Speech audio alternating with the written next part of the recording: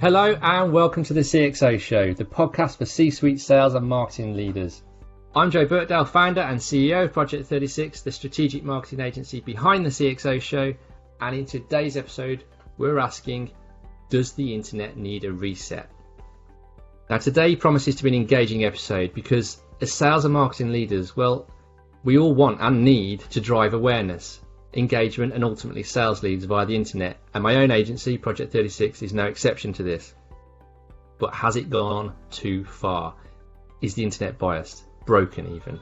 So to discuss this, I'm pleased to introduce Des Martin, Head of Marketing, Brave Software. So for those of you not aware, Brave believe we all deserve a better internet. So they've built a new type of browser, one that blocks ads, preserves privacy and rewards responsible advertising.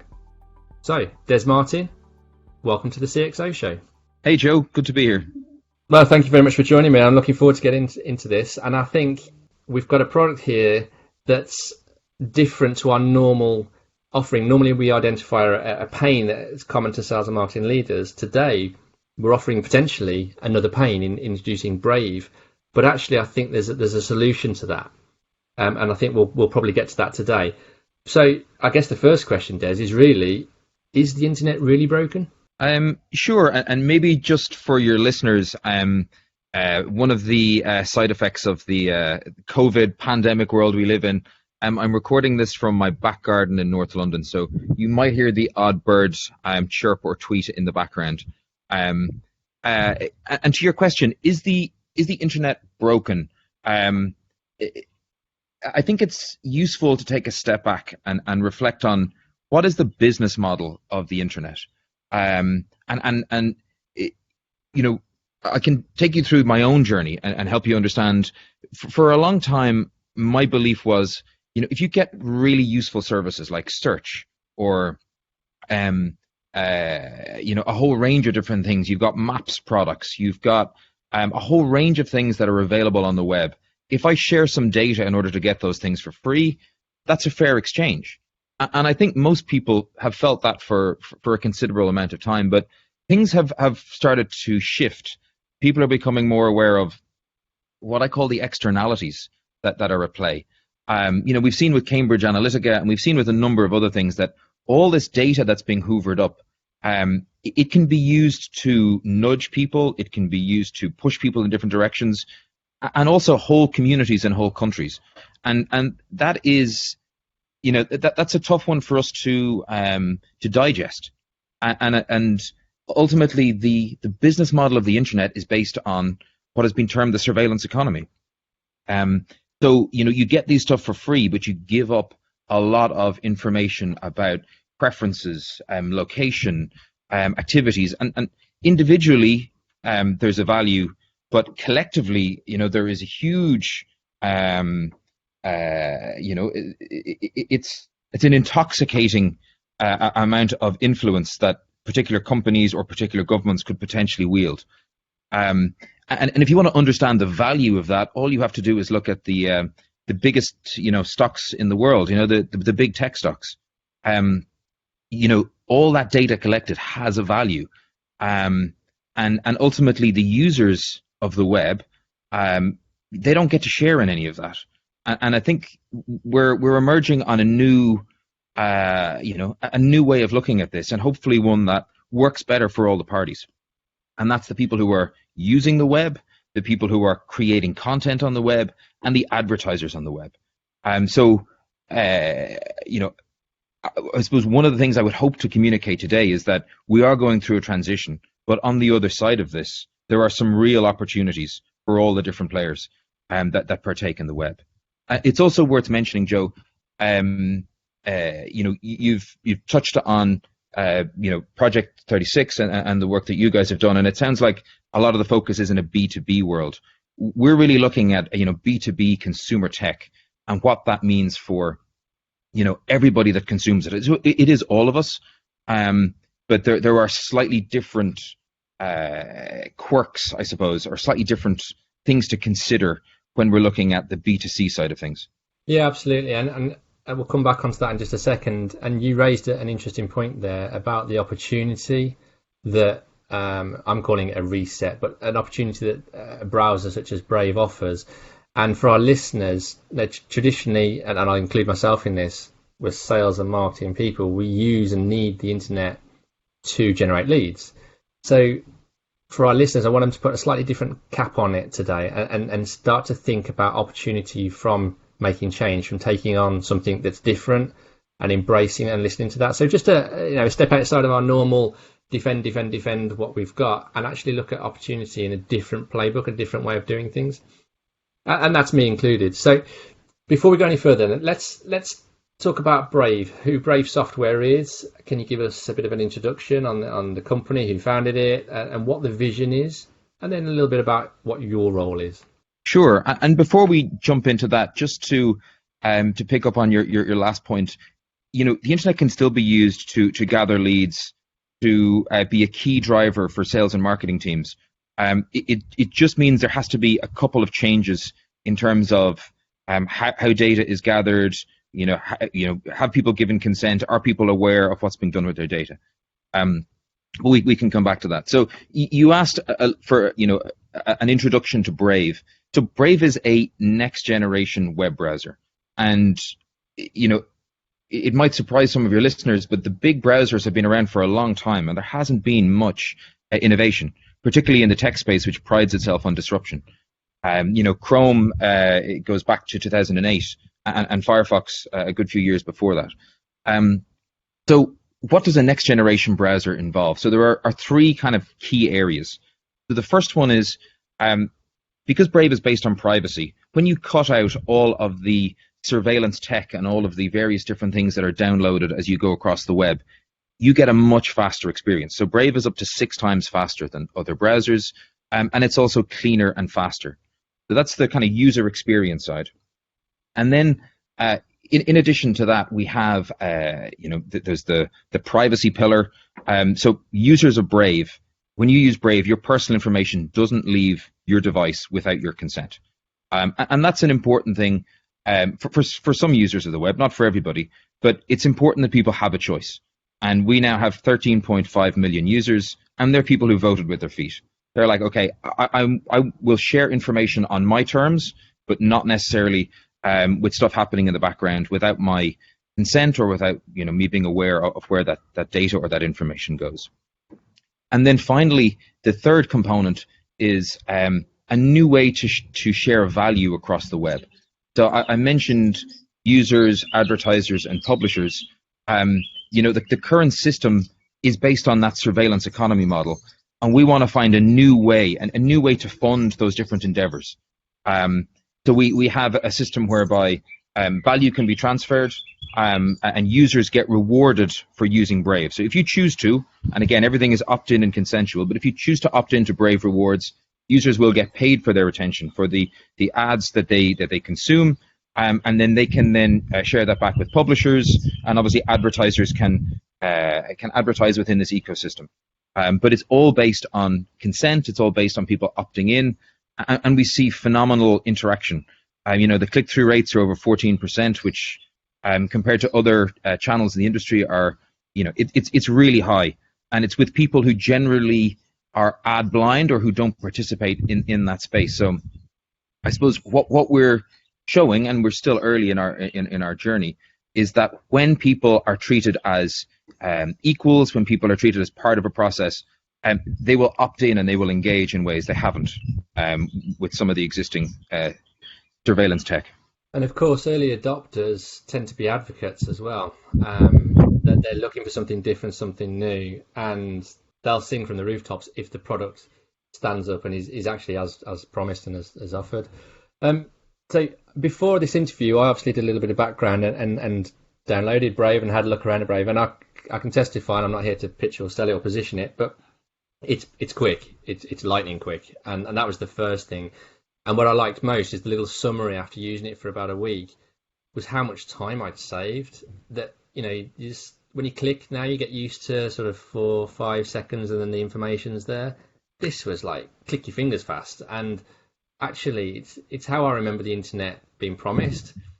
And you don't notice all these tracking, and is that all the tracking that's causing the slowdown that when you're using Chrome or Firefox or wherever else? Yes, so people don't realize some of the byproducts of all of the tracking and all the various different things that are getting pulled down is it's not just it's a slower experience. It drains your battery, which on mobile, people really notice, and it also consumes more data.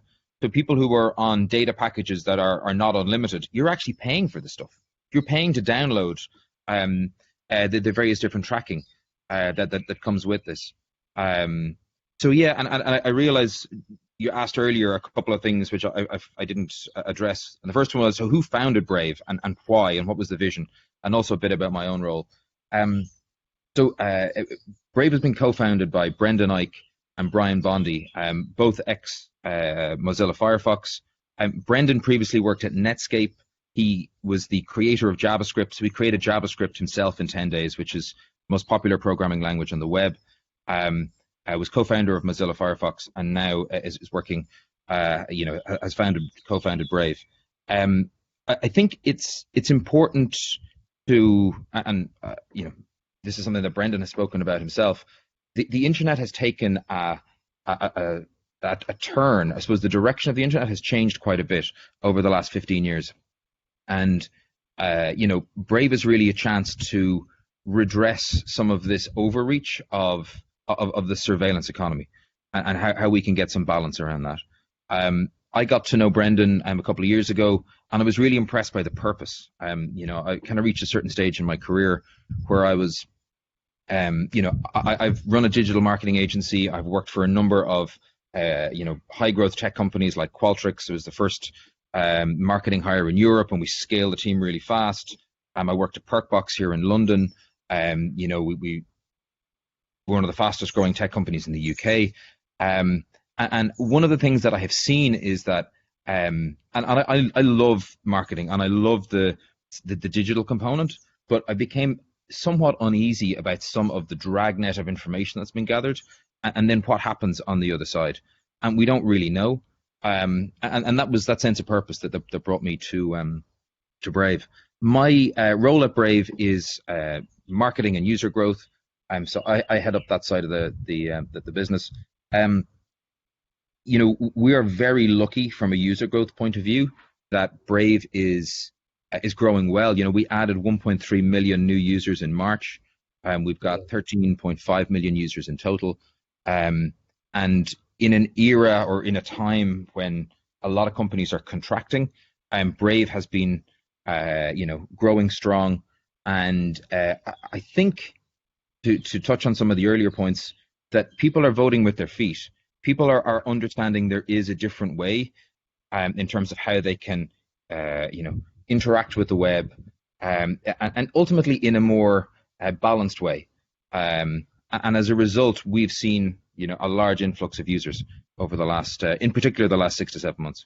Yeah, and I guess it's a kind of a double-edged sword, because if you're not collecting much data and information, you don't know all that much about your listeners. But do you know if they're using this Brave as their primary browser, or are they running it alongside something else? Have they made a full switch? So you've hit upon something very interesting, that we don't track our users, and we know considerably less about our users than any of the other browsers, any of the large ones. So we have some insights into our user base. And largely this is anecdotal. And it seems to be pretty universal. Rarely do people stop using a browser and then start using another one straight away. There is a gradual migration. So people will start using Brave 10-20% of the time, get a sense of how it works, get familiar, and then over time migrate to Brave becoming their main daily driver. But that can take time. Some people it's very quick. Some people it's a longer process.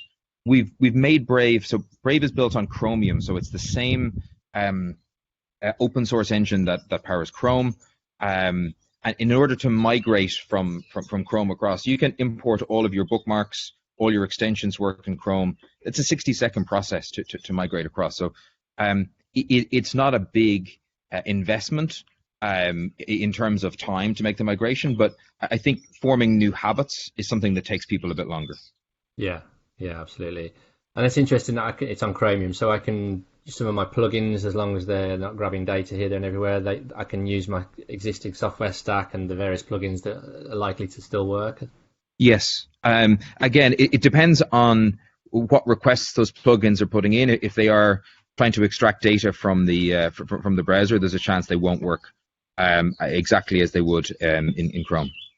Well, that's exactly it, and that's part of that shift, and that's why this is an interesting subject for the CXO show. Is that whilst this is 13 million people, and this is it's a big chunk, it's a drop in the ocean in terms of total browser use, but it's something that's growing, and I want our listeners to start to have this on their horizon as to how they might need to pivot and shift in the creation of their plugins for their apps, how they ascertain and use data. Do they need all the data they have?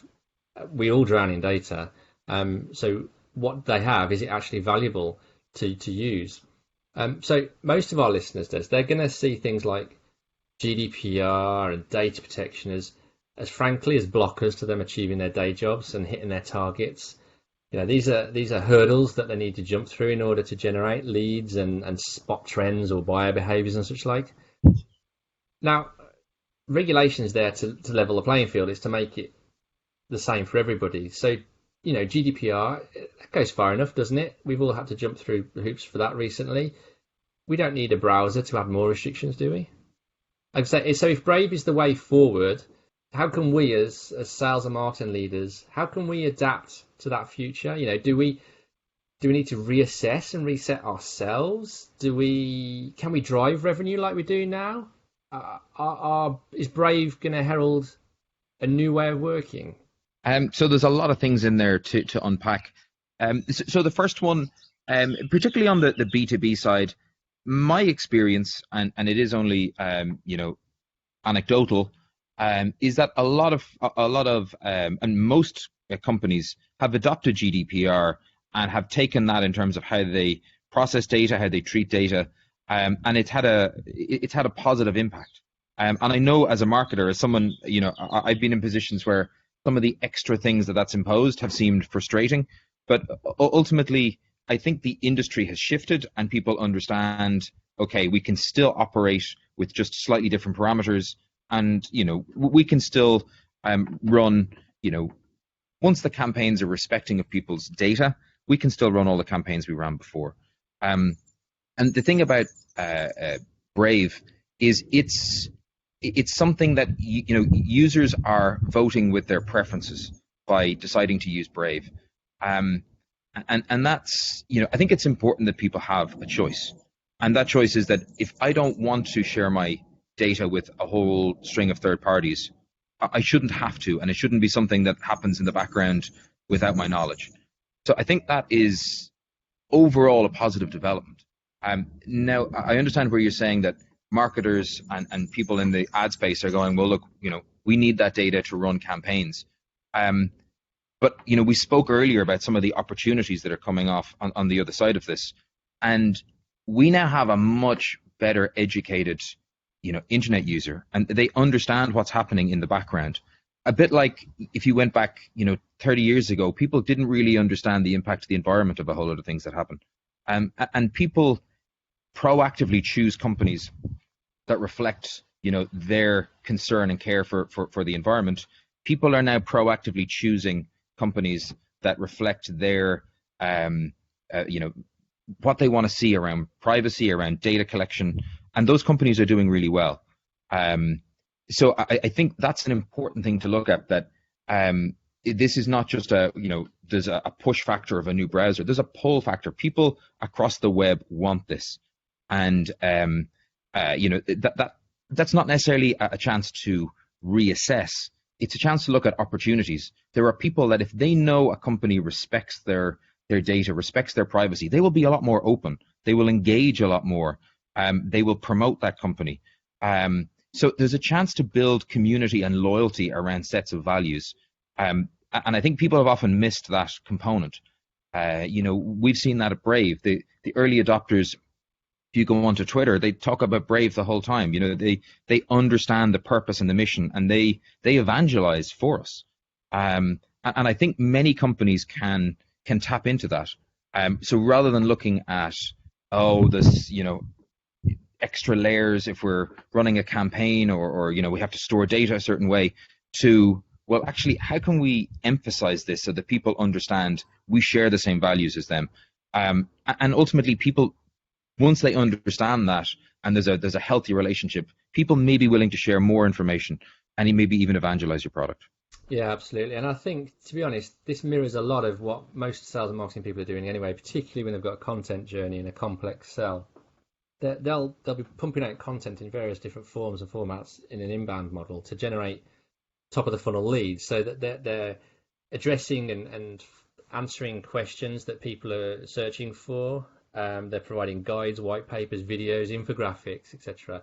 All of that content will have been mapped against persona types, key messages. So we've already learned how to do that, and how important that is to resonate with the audience, with the search audience. But as you said, the audience is getting smarter and understands that if they download something, that's going to trickle an automation flow to kick in, and they're going to get the next piece, and it starts to feel a little less authentic, because the messaging starts to break down. That trust or that transparency and the honesty starts to break down.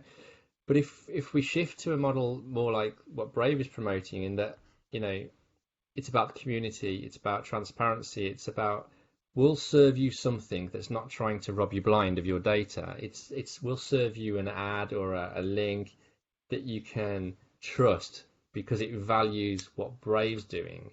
Therefore, the organization you can value as well. There's a shared experience there, and you've just touched on it. I touched on it before. You get these ambassadors then that live and die your brand, and of course, everybody talks about Apple and the ambassadorship of their customers. It's not what does that new product do, it's I need it now, and then what does it do comes later. So I think the opportunity really is that if we really do value the relationships with our customers, if we do want to come across as being a genuine assist, then a browser like Brave isn't something to fear. It is, like you said all along, it's an opportunity. So, what is the opportunity? For example, with this pandemic and lockdown, ABM campaigns use a lot of IP lookup. Now, that IP lookup has traditionally been done in the workplace, in the office. Everybody's working remotely now. Everybody's at home. So ABM has had to sort of pivot and shift, and a lot of ABM campaigns are falling down because they're just looking at retargeting. What are the opportunities with Brave? I mean, can we run campaigns and traditional campaigns like that, or do we have to really shift? Before we dive into that one, just two things that you mentioned. First of all, Apple puts user privacy at the core of their products. They often don't emphasize it, but it just shows you that you can really bake in user privacy, and you can still have a world-class business. One other thing that I didn't touch on earlier with Brave ads, so there's if users choose to, they can opt in and receive ads in Brave. There's a distinctly different model going on. Generally speaking, when you get served an ad on the web, a third-party ad, your personal information is sucked up out of your browser or out of the web page you're on, like a vacuum tube, and then it is shared with a whole lot of third parties across the web. It's matched somewhere in the cloud, and then you get an ad back down. A, that's a slow process, but B, it also exposes your preferences and browsing history to any number of third parties. The Brave model is such that an ad catalog is downloaded to your device intermittently, generally when you're on Wi-Fi, and matched locally. So your preferences within the browser are matched with a pre-existing ad catalog on your device. So it happens on your mobile, your desktop, on your laptop. You can get a relevant, targeted ad, but one that respects your privacy. And that's a very new model of how ads can be served. So rather than broadcasting personal information across the web so that somebody can pick up on it and send you something back, you keep control of your data. And if you choose to match ad matching locally, you will get paid for that. That is a very different model. And we're starting to see lots of models like this appear. And particularly on the B2B front, there are a number of startups, and they're probably very early, and maybe it's another year or two before one really breaks through. But again, a similar model where users say, well, actually, I'm going to keep hold of my data, but I'm going to share it with the companies that I really trust. And they might share a lot more data than you get now, and it can be more up to date and more accurate. And I think that's an interesting direction where I will say, okay, I head up marketing and user growth at Brave, and there's a number of software tools we're going to need in the next 6 months. I know what they are. I can share detail around those with our user base. So I can share detail around those with a list of trusted parties, and then you get a much more consensual match of my data, where I need to invest and spend for the good of the company, also combined with certain parties that I trust. But a lot of it comes back down to trust, and I think the web has got a little bit fast and loose, and I think the next iteration is going to be building trust. People trust a brand, people trust a company, people trust the people they're working with on the other side, and I think that's one of the ways where I see things going. No, it's really interesting, and this back currency that you've developed actually pays out to the browser. To the person using the browser, which is totally flips it on its head. Yes, and we like to think of it as frequent flyer miles. Keep it really simple. That ultimately, if you choose to opt in, you get rewarded in these tokens, and you can then give those back to publishers. And there are over 500,000 Brave verified publishers from across the web. Brands like The Guardian, Washington Post, Khan Academy, Wikipedia, and 500,000 others. So there's a real growing community around this. I think if you look at that frequent flyer model, it just makes it a lot easier to digest. You earn, and then over time, we're going to provide more and more utility for those tokens, places that people can exchange them for value across the web, and that's a really exciting part of what's coming next. It feels like with Brave at the cusp of something new, that initial wave coming through, and it heralds a different way of doing things, and it's that opportunity and that change. Some people are change averse, sometimes people are pro change. I'm in the former, in the latter category. I embrace change and seek it, but not everybody does. So to our sales and marketing leaders, the CXO suite that are listening to this podcast, what key takeaways can they take? What tips would you give to anyone that's looking to the future, that what's next for the internet? A couple of things come to mind. First one that I've seen firsthand at Brave is the community of people online that look for brands that respect their privacy and their data is growing. It's growing rapidly. It's a big community now. So there's a lot of opportunity in respecting user privacy and communicating that and making that part of your brand. And another area that we're seeing, again, Brave is probably at the front line of this, is the decentralized web. And I've touched on this before, where, I think collectively we want to move this way, and that is, rather than having a handful of tech giants that control everything, stuff starts to get decentralized and broken up to a certain degree. And things like blockchain and many other technologies that are coming along are going to facilitate that.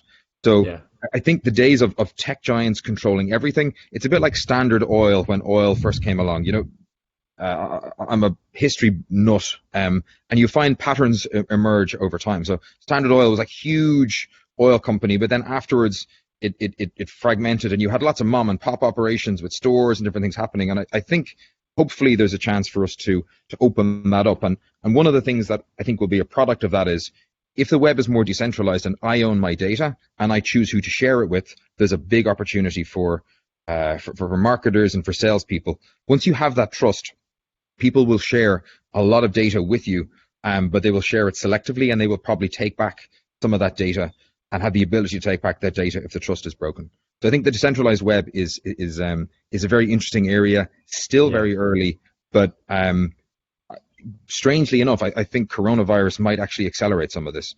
And another area that I'm a believer in is that storytelling is magic, and I've certainly fallen into this trap. That with so much data and so much information, the analytical side of the brain comes out, and it's very much, can we get this message at this time? And there is a huge benefit to that, but it can also, you can kind of over rotate and over optimize in that way. Storytelling is fundamental. We have spent as a species tens of thousands, maybe even 100,000 years sitting around campfires listening to stories, and it has this ability to capture people's imagination and make them want to be part of something, make them want to join something. And I think it's been lost a little bit with all of the data and the rush to focus on particular things. Yeah, the data-driven marketeer is pushed and incentivized to follow the trend, follow the curve of the whatever the data's telling you, and you get back to this old computer says no. Yes. Problem. So absolutely, storytelling is magic. It always has been, and you can take people on a journey. They can see your vision, your value, why they need to be aligned, why they need to buy that, try that, use that. And as creatives, as marketing agency, as marketing and sales professionals, we all too often forget that these days. Yeah, completely agree. And another area that I am really interested in is value exchange. So we mentioned with Brave, if people share their attention and they're willing to receive privacy respecting ads, they will get compensated for that. They will get rewarded.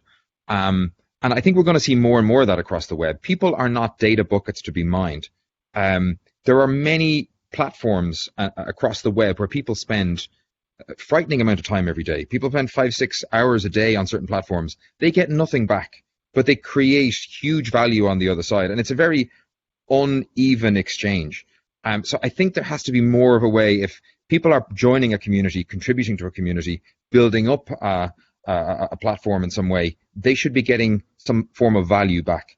And I think a lot of that revolves around more sovereignty of their own data, and then choosing when to share it and how they get rewarded for sharing that. And the final one, in terms of, I suppose tips or looking forward, and this goes into storytelling, and I believe you touched on this earlier, but it's that be authentic. It's something that short-term goals, and again, I've totally been on the other side of this. When you've got a quarterly driven approach, and it's like, okay, we've got to hit these targets, it's easy to look short-term, but I think authenticity is always long-term. You can't be authentic in the short term. If you're not thinking longer term, where is this going? What are we doing? What do we stand for? The short-term needs and pressures, if you don't have that long-term kind of compass, will always pull you off in different directions. So be authentic would be my final takeaway. Yeah, and I'll echo that. Advise and guide, never sell. Because if it's compelling, if it's genuine, if it's authentic, if it helps, then why wouldn't somebody buy that? People aren't stupid. They're educated these days, particularly online. And if the authenticity pulls through and you're not pushing people too quickly, you're guiding and advising them, the transaction will follow. Yes, you can enhance that, and yes, you can use data to tweak out those extra couple of percentage points, but will you generate the authenticity and the loyalty? Probably not. And then there you have it, Desi's top tips on how you can adapt to a new internet. So some ideas and tactics that we can all start to think about, to test and to deploy now, and in preparation for what may lay ahead. And that's effectively brings us to a close of today's podcast. A huge thank you to you, Des, for your time, and for Brave for freeing up your time to support the CXO show and our listeners. I've really enjoyed this. It's been a different swing on things. It's helped raise our heads above, the here and now and the disaster of coronavirus as to what's possible, what's coming next. And actually, we needn't necessarily worry about it too much. If we embrace it, if we keep aware of what's possible, there's opportunity there. So remember to check back for the next episode and subscribe to the podcast for your favourite app and way of listening. We're on Spotify, Apple, Google, TuneIn and many more. And you can check us out online at thecxo.show. We'll also be able to see a recording of this and a schedule of upcoming episodes. So Des Martin, I hope you've enjoyed it. Thank you for joining me. Yes, I have. Great to do this, Joe. Appreciate it.